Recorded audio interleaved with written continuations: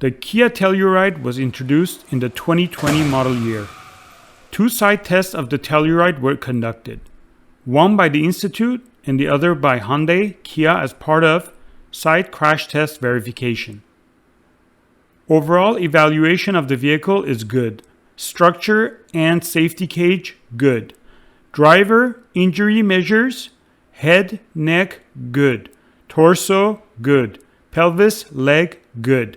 As far as the passenger head protection, rear passenger injury measures, head, neck, good. Torso, good. Pelvis, leg, good. Rear passenger head protection is also rated as good.